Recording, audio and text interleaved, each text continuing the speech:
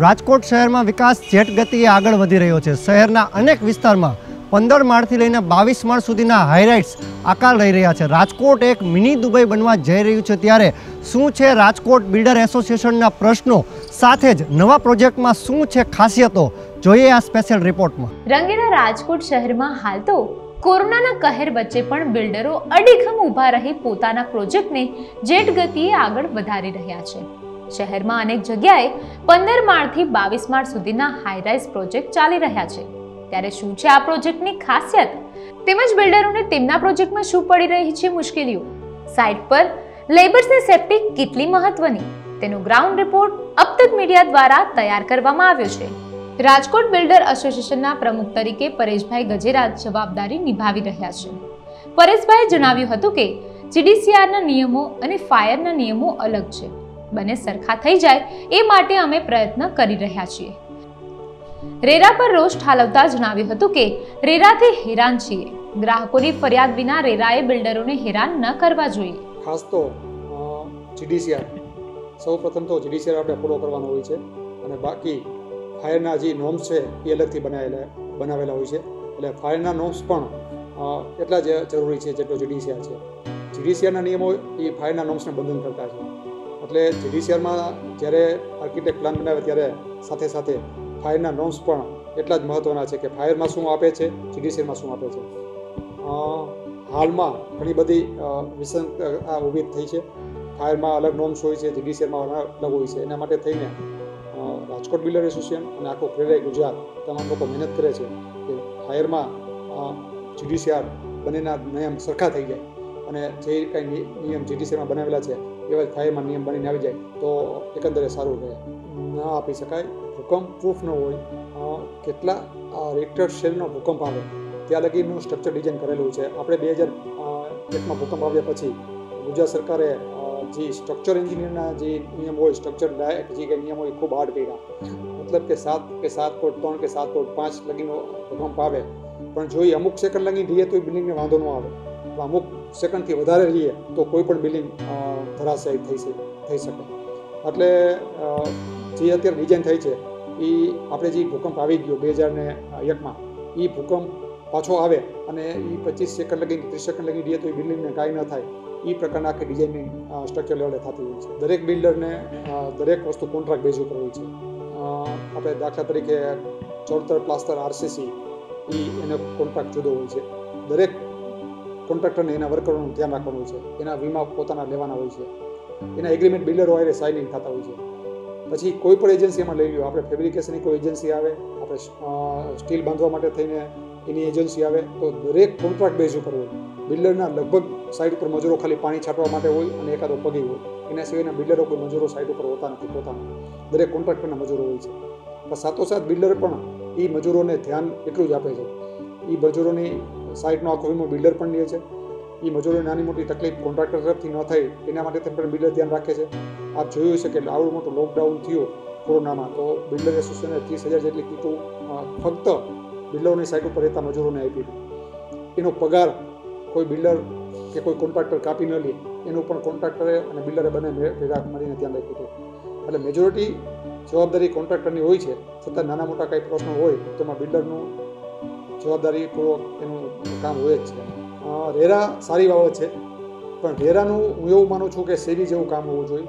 કોઈ કસ્ટમર ફરિયાદ કરાવે ત્યારે રેરાને એક્શનમાં આવવું જોઈએ। રાજકોટ હોય, અમદાવાદ હોય, સુરત હોય, બરોડા હોય, મેઇનલી ગુજરાત હોય, અહીંયા બહુ ફરિયાદ ઓછી છે। અહીંના બિલ્ડરો આપણે કઈ એ મુજબનું કામ કસ્ટમરને આપે છે। કન્સ્ટ્રક્શન ક્વોલિટી રાજકોટ જેવી આખા ગુજરાત આખા ભારતમાં ક્યાંય નથી। અહીંયા કસ્ટમર અને બિલ્ડરનો નાતો એક પારિવારિક જેવો હોય છે કે કસ્ટમર જ્યારે કહે ત્યારે બિલ્ડર એના માટે થઈને બિલ્ડિંગ બની જાય, બિલ્ડિંગ સોંપાઈ જાય, એના 2-3 વર્ષ પછી પણ કંઈ નાનું મોટું મેન્ટેનન્સ હોય તો બિલ્ડર કરી દે છે। પણ રેરા ઓથોરિટી બિલ્ડર સાઇડ મૂકી પહેલાંથી જ એક્શનમાં આવી ગયું છે। છાપામાન મીડિયામાં જાહેરાત એવી આપે જાણે કે બિલ્ડર બધું ખોટું કરતા હોય, બિલ્ડર ચોર હોય, હકીકતે એવું નથી હોતું। કરોડો રૂપિયાના પ્રોજેક્ટ ગવર્મેન્ટ એમએસએમઈથી માંડીને બધા ઉદ્યોગોને લાખો રૂપિયા કરોડો રૂપિયાની સબસિડી આપે, એને વીજળીના બિલમાં સબસિડી આપે, એને પ્લોટ જોતા હોય તો પ્લોટ આપે, જ્યારે બિલ્ડરને એ પણ પ્રકારની સહાય ગવર્મેન્ટ કરતી નથી। બિલ્ડરને ઇન્ડસ્ટ્રીનો દરજ્જો હજી ગવર્મેન્ટ આપ્યો નથી। ટોટલી આટલું રિસ્ક લઈને ગવર્મેન્ટ બિલ્ડર પોતાની સાઇટ બનાવતો હોય છે, અને ત્યારે રેરાને પણ એટલો સહકાર આપવો જોઈએ કે જ્યારે પણ કોઈ કસ્ટમર ફરિયાદ કરે ત્યારે તમારે નો ડાઉટ બિલ્ડરની સામે એક્શન લ્યો, પણ જ્યારે લગીને કસ્ટમર ફરિયાદ ન કરે ત્યારે લગીને ખોટા એક્શન લેવા, ખોટી પેનલ્ટી આપી ખોટી બાબતમાં હેરાનગતિ કરવી ન હોવું જોઈએ। રાજકોટ શહેરના મધ્યમાં અને હાર્દસમાં એટલે કે રાજકોટના કાલાવર રોડ પર તદ્દન નજીક ટ્વિન્સ ટાવર પ્રોજેક્ટ આકાર લઈ રહ્યો છે। રાજકોટ બિલ્ડર એસોસિએશનના ઉપપ્રમુખ અને લાડાણી ગ્રુપના દિલીપભાઈ લાડાણી આ પ્રોજેક્ટમાં ભાગીદાર છે। દિલીપભાઈએ અબ તક મીડિયા સાથેની વાતચીતમાં જણાવ્યું હતું કે રાજકોટ મહાનગરપાલિકાના કમિશનર અમિત અરોરા તમામ સાઇટ પર રેગ્યુલર ચેકિંગ કરી રહ્યા છે। હાલ કોરોનાની મહામારીમાં મજૂરોને વેક્સિન લગાવી તેમની તકેદારી પણ રાખી રહ્યા છે। મજૂરો માટે બિલ્ડરો તમામ સેફટી રાખતા હોય છે, જેમાં તેઓની સેફટી કિટનો સમાવેશ થાય છે। હાલ રાજકોટ શહેરમાં ખૂબ જ ઓછા એલ ટાઈપ કોલમના બિલ્ડિંગ જોવા મળે છે। એલ ટાઈપ કોલમ વિશે દિલીપભાઈએ જણાવ્યું હતું કે બિલ્ડિંગના લોકેશન મુજબ એલ ટાઈપ કોલમ રાખવા કે નહીં તે નિર્ણય થતો હોય છે। બિલ્ડિંગની સ્ટેબિલિટી માટે એલ ટાઈપ કોલમ ઘણા સારા રહે છે। ખૂબ સરકાર તરફથી સારો સપોર્ટ મળી રહ્યો છે અને નોર્મ્સની અંદર કહું તો જીડીસીઆરના જે નોર્મ્સ અમને સ્ટેટ ગવર્મેન્ટે જે આપવામાં આવ્યા છે એને નોર્મ્સને ફોલોઅપ કરીને ડિઝાઇન થતું હોય છે।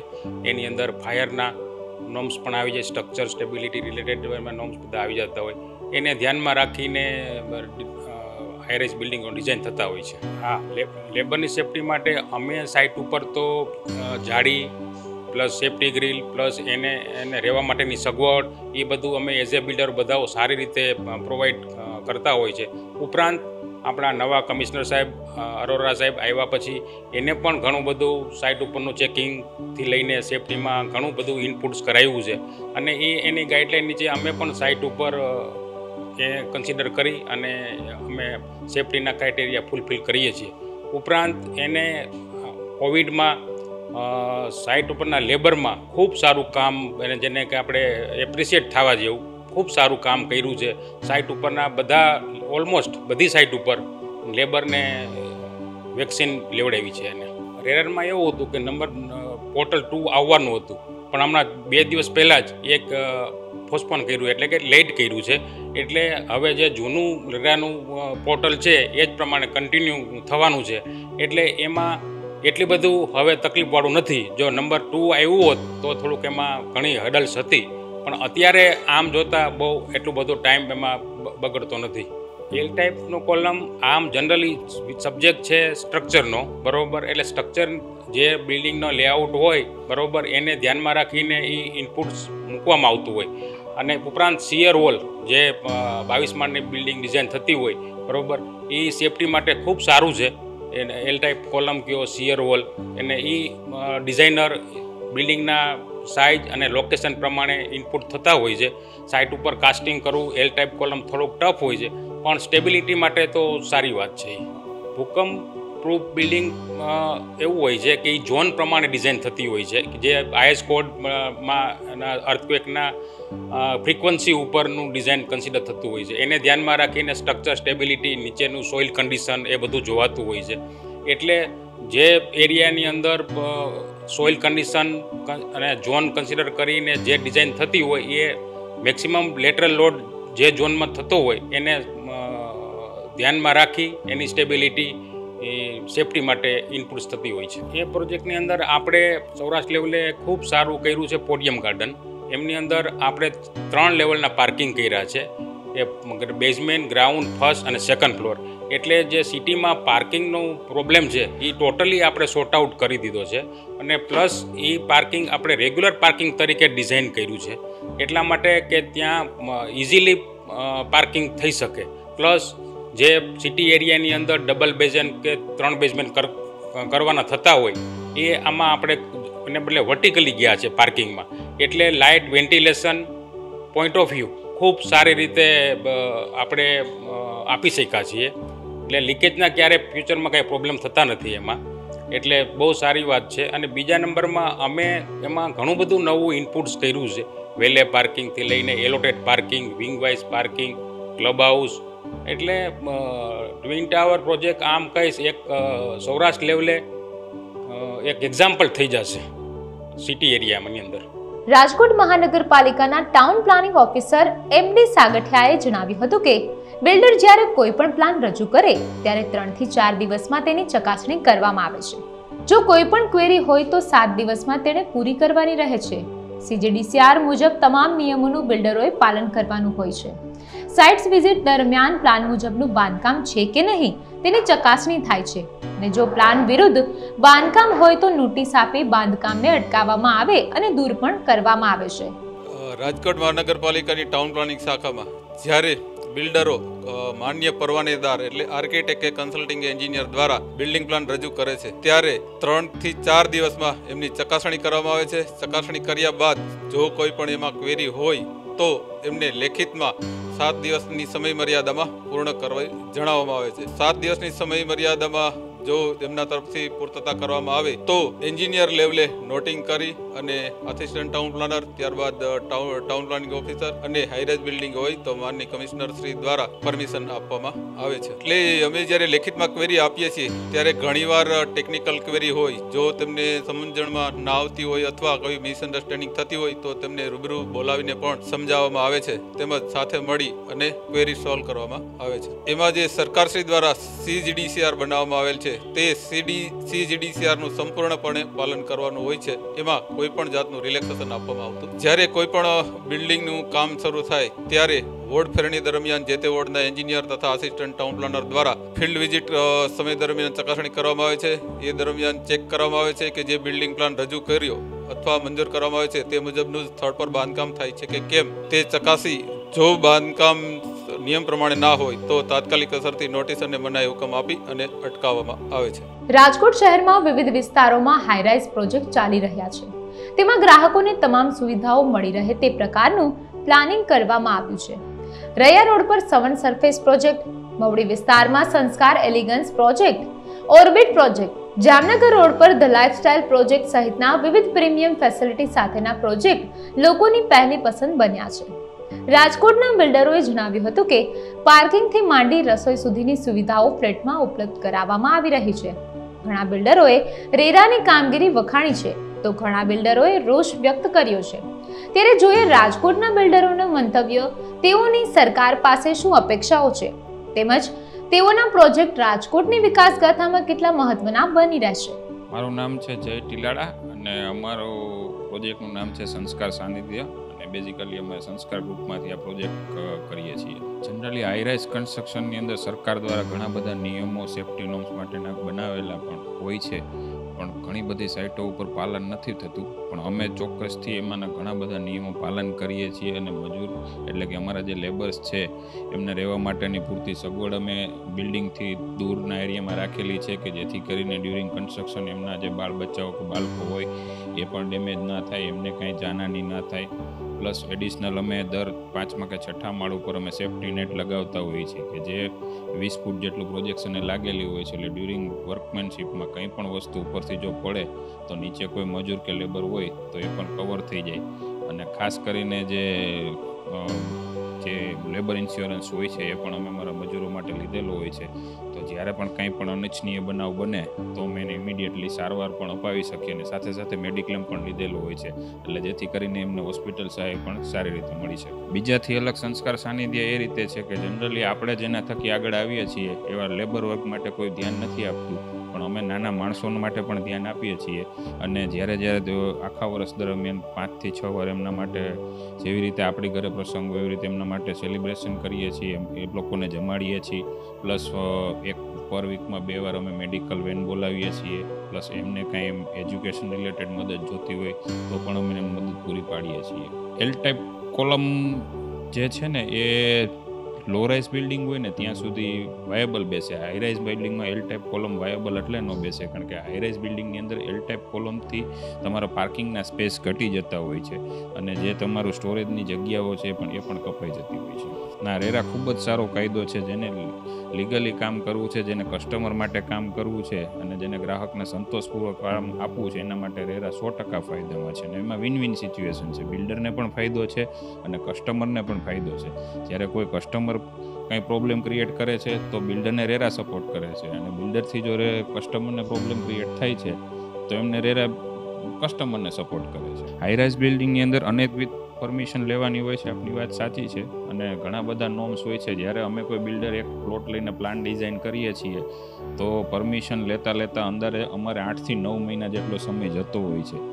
સ્ટાર્ટિંગ કરીએ તો ટીપી શાખામાંથી પરમિશન લેવાની હોય છે, ફાયર વિભાગમાંથી લેવાની હોય છે, એરપોર્ટ એનઓસી લેવાનું હોય છે. પછી જો બિલ્ડિંગની એરિયા 20,000 સ્ક્વેર મીટરથી વધારે હોય તો એન્વાયરમેન્ટ ક્લિયરન્સ એટલે કે EC લેવું પણ જરૂરી હોય છે. તો આ આખી પ્રોસેસમાંથી પાસ થતાં અમારે 1 વર્ષ જેટલો સમય લાગે છે. તો તંત્રને મારી એટલી રિક્વેસ્ટ છે કે જો આ પ્રોસેસને તમે શોર્ટ કરીને અમને 2 થી 3 મહિનામાં કમ્પ્લીટ કરાવી આપો તો અમે પ્રોજેક્ટ ઝડપથી આગળ વધારી શકીએ. મારું નામ ધવલભાઈ ટીલાડા છે. અમારા પ્રોજેક્ટનું નામ સંસ્કાર એલિગન્સ છે. 3 and 4 BHK ફ્લેટ્સ. અમે સંસ્કાર ગ્રુપને રિપ્રેઝેન્ટ કરીએ છીએ. આ સંસ્કાર એલિગન્સ પ્રોજેક્ટ સંસ્કાર ગ્રુપ તરફથી અમારા સંસ્કાર ગ્રુપનો પ્રોજેક્ટ છે. હા, જો નિયમોની આપણે વાત કરવામાં આવે તો હાઈ રાઇઝમાં ઘણા આપણે નિયમ પાડવા જરૂરી છે. એઝ હું પર્સનલ મારો બિલ્ડર તરીકે સજેશન્સ કરું તો, અને એક બિલ્ડર માટે આપણે જો મહત્ત્વની વાત જોવા જઈએ તો આપણા માટે જે મહત્ત્વના હોય છે આપણા મજૂરો હોય છે. તો મજૂરોની સેફટી માટે અમે ઘણા બધા પ્રિકોશન્સ પહેલેથી ધ્યાન રાખીએ છીએ. સપોઝ અમને હું બેઝિક પ્રિકોશન્સ કહું તો એના માટે રહેવા માટે પ્રોપર ઘર હોવું જરૂરી છે, અને એ બી બિલ્ડિંગની સાઈડમાં આપણે જે વાત કરીએ એ રીતે હોવું જરૂરી છે. કારણ કે બિલ્ડિંગમાં કામ હાલતું હોય, એના છોકરા આજુબાજુમાં રમતા હોય તો બિલ્ડિંગ મટીરિયલ છે, બિલ્ડિંગના જે મોટા પથ્થર છે, બ્લોક છે, એની માથે ના પડે, એને નુકસાન ના થાય એ રીતે. પ્લસ આપણે મજૂરોને વાર તહેવાર એ રીતે સાચવીએ છીએ, જમાડીએ છીએ. પ્લસ આજના કોરોનાના સમયમાં જે મજૂરોને જે ઇફેક્ટ પડી એના માટે બી મેં પૂરેપૂરી તકેદારી રાખેલી હતી કે આપણે એને કોઈને ઘરે જવું હોય તો એ રીતે સહાય આપેલી હતી, અથવા જેને અહીંયા રહીને કામ કરવું છે, કામ નથી ચાલતું તો આપણે એને ફાઇનાન્શિયલી બી સપોર્ટ કરેલો છે, મેન્ટલી બી આપણે એને પ્રિપેર કરેલા છે કે નહીં તમે ક્યાંય જવાની જરૂર નથી, તમને અહીંયા પૂરેપૂરી સેફટી મળશે. સેકન્ડ નંબરમાં આપણે મજૂરોનું જે કામ ચાલતું એના માટે જે ઇન્સ્યોરન્સ લેવો પડે છે, જે રેરાના નિયમ છે, નોમ્સમાં આવે છે, એ બી આપણે કરેલી છે. પ્લસ આપણે જો હાઈ રાઇઝ બિલ્ડિંગ્સમાં મજૂર કામ કરતા હોય તો અમુક હાઇટ પછી જે આપણે સેફ્ટી નેટ બાંધવી પડે છે એ બી બાંધીએ છીએ. પ્લસ જો આપણે જો હાઈ રાઇઝ બિલ્ડિંગમાં કામ ચાલે તો આજુબાજુના માણસોને આપણે નીચે રાહદારીઓ હોય છે, જે આજુબાજુમાં સરાઉન્ડિંગમાં જે માણસો રહે છે એને બી અમુક તકલીફ ના પડે એના માટે બી આપણે ફૂલ સેફટી રાખીએ છીએ. સપોઝ મારે અમુક નોઇસવાળું કામ ચાલે છે પણ આજુબાજુમાં રેસિડેન્સ એરિયા છે તો એને બી પ્રોબ્લેમ ના પડે, અમુક ટાઈમમાં જ આપણે ચાલુ કામ રાખીએ છીએ. અમુક ટાઈમમાં આપણે ઓટોમેટિક બંધ કરી દઈએ કે આજુબાજુમાં માણસોને નોઇસના લીધે પ્રોબ્લેમ ના થાય. નમસ્કાર, મારું નામ ઉત્સવ લાડાની છે. હું ઓર્બિટ ગાર્ડન સાઇટ ઉપરનો બિલ્ડર છું. અમારી site Speedwell party plot main road ઉપર આવેલી છે. 4 BHK અને 5 BHK ના પેન્ટ હાઉસીસ છે અને 22 માળના 5 હાઈ રાઇઝ છે. જો હું લેબરની વાત કરું તો એક લેબર અમારું મેઇન પાર્ટ હોય છે આખા બિલ્ડર પ્રોજેક્ટનો. જેમ ફેક્ટરીમાં એક મશીન હોય છે જે પાર્ટ્સ બનાવતું હોય છે, એવી રીતના સેમ ઇમ્પોર્ટન્સથી લેબરનું હોય છે. કોવિડમાં જે આપણે બધાને ડિફિકલ્ટીઝ ફેસ કરવી પડી હોય છે એમાં અમે લેબરને હેલ્પ કરવા માટે બધી રીતે સહાયતા આપી છે. ફૂડ કિટ્સ અમે પ્રોવાઈડ કરી છે. અમે રાજકોટ બિલ્ડર એસોસિએશન સાથે રહી અને એની સાથે કોર્ડિનેટ કરી ફૂડ કિટ્સ આપેલી છે. બીજું અમે કહીએ તો બધાને ટ્રાન્સપોર્ટેશન જે અહીંયા ફસાઈ ગયા હતા અને એમને પોતાના સ્ટેટમાં પાછું જવું હતું તો એના માટે ગવર્મેન્ટ સાથે આપણે ટાઈઅપ કરી અને ટ્રેન, બસ અને બધી રીતે એને ટ્રાન્સપોર્ટમાં હેલ્પ કરી છે. સેકન્ડલી સેકન્ડ વેવ પછી જ્યારથી વેક્સિનેશન સ્ટાર્ટ થયા છે ત્યારથી RMC સાથે આપણે ટાઈઅપ કરી અને બધાનું વેક્સિનેશન ડ્રાઈવ રાખી આપણે યોજાઈ અને બધાના ડબલ ડોઝ વેક્સિનેશન થઈ જાય પછી જ એમને સાઇટ ઉપર આપણે કામ કરવા દઈએ છીએ. બધાના અમે ઇન્સ્યોરન્સીસ, મેડિક્લેમ અને જે રેડ બુક કહેવાય છે ગવર્મેન્ટનું બધામાં રજિસ્ટર્ડ કરી બધાને આપણા જે પણ લેબર નોર્મ્સ છે એ બધાને ફોલો કરી અમે સાઇટ ઉપર કામ કરાવીએ છીએ. હવે લેબરનું સેફટી પ્રોટેક્શન જે સાઇટ ઉપર છે એના માટે અમે બધાને સેફટી વેસ્ટ, એનો સેફટી બેલ્ટ જે હાર્નેસ કહેવાય છે અને હેલ્મેટ્સ એ બધા પ્રોવાઈડ કરીએ છીએ. અને સેકન્ડલી બધા બિલ્ડિંગની ફરતેકોર જે નેટ, સેફટી નેટ્સ હોય છે એ બધું અમે ગોઠવી છીએ જેનાથી કાંઈ પણ ઉપરનો માલ સામાન પડતો હોય છે ભૂલ ચૂકે તો એ સેફલી કોઈને હેરાન ન કરે એ રીતે. બનીભાઈ પટેલ. સાંભળો, નોર્મ્સ તો ઇનફેક્ટ 22 માળમાં ઘણા હોય છે. આપણે સ્ટ્રક્ચર કેવી રીતે કરવું, એનું પ્લાનિંગ કેવી રીતે કરવું, કોન્ક્રીટ કેટલું સ્ટ્રેન્થનું હોવું જોઈએ, ફૂટિંગ કેટલું ઊંડું લઈ જવું, લોખંડની ડિઝાઇન આપણે કેવી રીતે કરવી, ભવિષ્યમાં ક્યારેય કાંઈ ઇશ્યુઝને પ્રોબ્લેમ ના થાય. લેટ સપોઝ આપણું ગુજરાત સ્પેશિયલી આપણે જોઈ છીએ કે અર્થક્વેક્સ, ધરતીકંપ ઘણા આવે છે તો જનરલી સ્ટ્રક્ચર આપણું એવું હોવું જોઈએ કે ધરતીકંપ રેસિસ્ટન્ટ, રાઈટ. તો એ બધા નોર્મ્સ આપણે ધ્યાનમાં રાખીને સ્ટ્રક્ચરનું પ્લાનિંગ કરીને થર્ડ પાર્ટી સ્ટ્રક્ચરનું વેરિફિકેશન કરાવીને આપણે આગળ વધી છીએ. બિલ્ડર્સને બધા જે કહે છે કે ધરતીકંપ પ્રૂફ આપણે બિલ્ડિંગ છે એ ખરેખર વાત એકચ્યુઅલી ખોટી છે. નેચરલ ડિઝાસ્ટર કહેવાય રાઈટ. અર્થક્વેક કોઈના હાથમાં નથી હોતું કેટલા રિક્ટર સ્કેલમાં એની સ્ટ્રેન્થ હોય છે, પણ જે આપણે સ્ટ્રક્ચર ડિઝાઇન કરી છે, આપણે જે ફૂટિંગ કેટલું ઊંડું લઈ જાય છે, નીચે આપણી જમીનમાં જ્યારે ફૂટિંગ કરી છે ત્યારે એ કેટલું ઊંડું જાય છે, લોખંડની ડિઝાઇન એમાં આપણે કેવી રીતે કરી છે, તો યસ આપણે કહી શકીએ કે પર્ટિક્યુલર રિક્ટર સ્કેલ સુધી અર્થક્વેકના સ્ટ્રક્ચર ને બિલ્ડિંગના સ્ટ્રક્ચર ને અર્થક્વેકનું કાંઈ ઇફેક્ટ નથી આવવાની રાઈટ. એટલે એમાં કોન્ક્રીટ તમારા કેટલા ગ્રેડનું છે, લોખંડ તમારા કેટલું આપણે સ્ટ્રેન્થનું વાપર્યું છે, કયા બ્રાન્ડનું વાપર્યું છે, અને ફર્સ્ટ એન્ડ ફોરમોસ્ટ આપણું જે અર્થ કોર કેટલો હાર્ડ કે સોફ્ટ છે ઘણા મેટર કરે છે. રેરાથી ઇનફેક્ટ હેરાન તો નથી. રેરા ગવર્મેન્ટનો જે સ્ટેપ લીધો છે રાઈટ, સેન્ટ્રલ ગવર્મેન્ટે, એ એક રીતે બૂન જ છે જેનો પ્રોપર બિઝનેસ રાઈટ બિલ્ડરને ડેવલપર્સમાં છે, જેને એકચ્યુઅલી બાંધકામ જ કરવું છે, એના માટે રિયલી રેરા બહુ સારું રીતે પ્રૂફ થયું છે. ટ્રાન્સપેરન્સી આવી ગઈ છે. લેટ સપોઝ જે એનઆરઆઈ કસ્ટમર્સ હોય છે, બહારગામ હોય છે, ઇન્વેસ્ટર્સ હોય છે, જે સાઇટ ઉપર નથી આવી શકતા, એ લોકોને કાંઈ પણ ઇન્ફોર્મેશન અગર જોતી હોય તો રેરાની વેબસાઇટમાં ડિટેલ ડેટા આપણે બધા પુટ કરવાનું થાય છે એવરી ક્વાર્ટર, તો એ બધી ઇન્ફોર્મેશન મળી જાય છે. બટ યસ, થોડાક ચેન્જીસ એ જરૂરી છે આપણે રેરામાં. આપણે જ્યારે ફાઇલ ઇનપુટ કરી છીએ ત્યારે કેટલું સ્પીડી પ્રોસેસ એને અપ્રુવલ માટે થાય છે, એ એક બહુ મેજર પોઈન્ટ છે એનો. રાજકોટમાં ટેકનિકલી એ લોકોનું કોઈ ડિપાર્ટમેન્ટમાં નથી રહેવાનું, તો એ યસ અહીંયા હોવું જોઈએ કે આપણે એડવોકેટની ક્વેરી આવી કે સીએની ક્વેરી આવી તો એનું કેટલું તાત્કાલિક આપણે સોલ્યુશન લઈ આવી દઈએ છીએ. એટલે યસ, ઓમ જોવો તો સારું છે રેરા, નો ડાઉટ. પણ એક બે પોઈન્ટ છે જેમાં અગર ગવર્મેન્ટને અગર આપણે હેલ્પ આવી શકે તો બિલ્ડર્સ માટે સારું.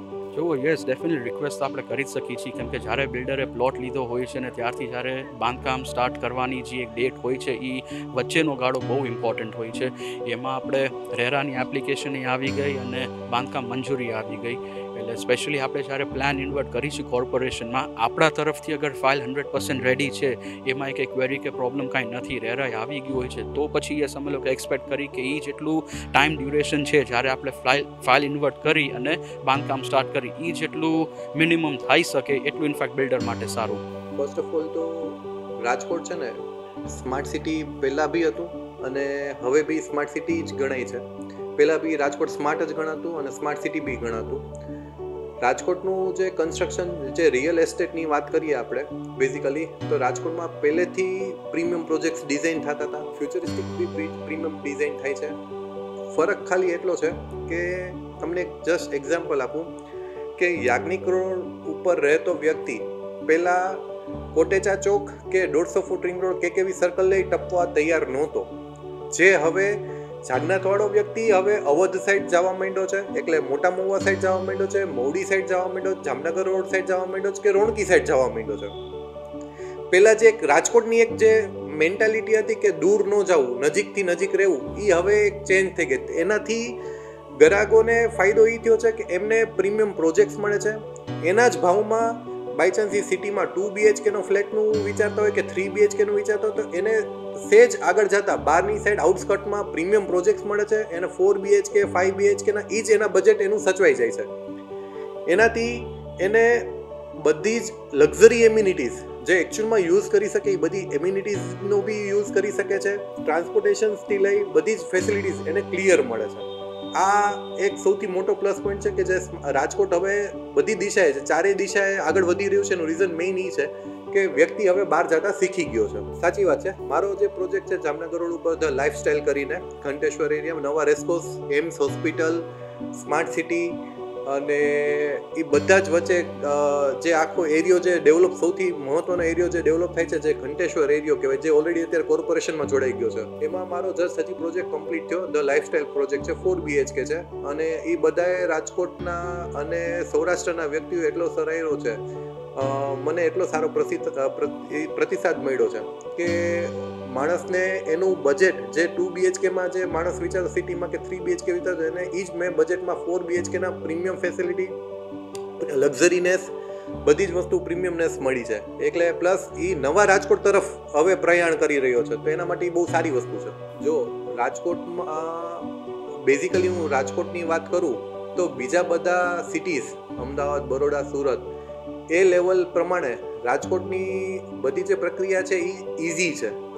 હા, થોડુંક ક્યાંય પ્લસ માઇનસ થતું હોય કે ભાઈ 2 મહિના 4 મહિનાનું કામ હોય તો કોઈક વાર 6 મહિના 7 મહિના થઈ જતા હોય છે, પણ એનાથી હું 100% એવું ન કહી શકું કે કોર્પોરેશન કે રૂડાની હિસાબે ક્યાંક આપણા પ્લાનિંગની હિસાબે હોય કે ક્યાંક પ્રોજેક્ટના અપડેટ કરવાની પરિસ્થિતિમાં ચાલતા હોય, કારણ કે અત્યારના ઘણા બધા નવા નિયમો આવી ગયા છે જે ઘણા અમને આર્કિટેક્ટોને બી નથી ખબર હોતી, પણ એ લોકો એમની રીતના સાચા હોય. પણ થોડુંક આપણે એટલીસ્ટ આપણે ગવર્મેન્ટને કે આપણે સરકારને એટલી રિક્વેસ્ટ કરી શકીએ કે આ પ્રોસેસ બને એટલી જલ્દી જો આપણે પૂરી કરીએ તો ઓવરઓલ બિલ્ડરોને ફાયદો છે, બિલ્ડરોની હિસાબે ગ્રાહકોને ફાયદો છે, ઓલરેડી આખી રાજકોટની માર્કેટને ફાયદો થાય છે, અને જે આપણા માટે મહત્ત્વની વસ્તુ છે.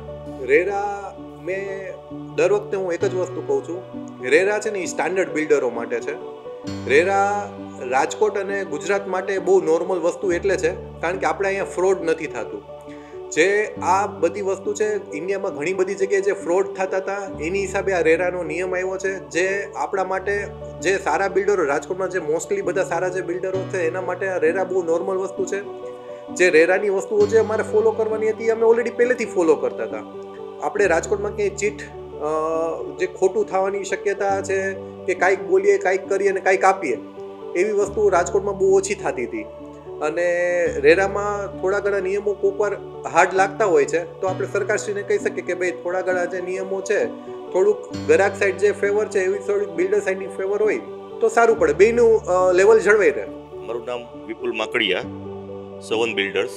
અત્યારે મારો પ્રોજેક્ટ રૈયા મેઇન રોડ ઉપર સવન સરફેસ કરીને હાઈરેસ ટાવરનો ચાલુ છે. સેફ્ટી માટે જેટલી પણ જરૂર હોય એ બધી વસ્તુ અમે કરીએ છીએ.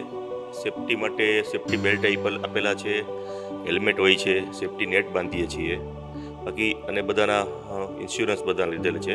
એટલે સેફ્ટી માટેના બધા જ જેટલી પણ જરૂર હોય એ બધું પૂરું પાડીએ છીએ. હુકમ પ્રૂફમાં એવું છે કે રાજકોટ છે આપણું ઝોન 3માં આવે છે. ઇન્ડિયનના નિયમ પ્રમાણે ઝોન 3 આપણે કહેવાય, ઝોન 3માં આપણું આવે છે રાજકોટ. એટલે ઝોન 3 માટે સ્ટ્રક્ચર માટે જે પણ સ્ટીલની રિક્વાયરમેન્ટ હોય, જે પણ ડિઝાઇનની રિક્વાયરમેન્ટ એ મુજબનું સ્ટ્રક્ચર ડિઝાઇન આપે છે બધાને, અને એ જ મુજબ બધા કન્સ્ટ્રક્શન કરે છે. પરમિશનમાં એવો કોઈ બહુ પ્રોબ્લેમ નથી. ક્યારેક થોડો પ્લસ માઇનસ થતું હોય છે, ક્યારેક વહેલું થાય, ક્યારેક લેટ થાય, તો કોઈ પણ કારણોસર એ તો એક પ્રોસેસનો પાર્ટ છે. એટલે એવું કોઈ પ્રોબ્લેમ જ નથી. અને કોર્પોરેશન અત્યારે આપણું બહુ સરસ કામ કરે છે, એટલે કોર્પોરેશન તરફથી બધા પૂરા સપોર્ટ મળે છે, એટલે એ કોઈ પ્રોબ્લેમ નથી. રેરા આવ્યું પણ રેરાથી અમે તો પહેલેથી જ રેરા મુજબ જ બધું કરતા જ હતા, રેરા હતું નહીં ત્યારે પણ. એટલે જેને સિસ્ટમથી અને સારું કામ કરવું છે એને કોઈ પ્રોબ્લેમ નથી. રાજકોટની જનતા રંગેલી મોજીલી જનતા છે. પોતાના સ્વપ્નના ઘર વસાવવા નીકળેલા શહેરીજનો હવે બજેટની સાથોસાથ ફ્લેટમાં મળતી તમામ સુવિધાઓને પ્રથમ પ્રાધાન્ય આપી રહ્યા છે. બિલ્ડરો પણ લોકોને આકર્ષવા અનેક ટેકનોલોજી તમામ ફેસિલિટી સાથે પોતાનો પ્રોજેક્ટ બનાવી રહ્યા છે.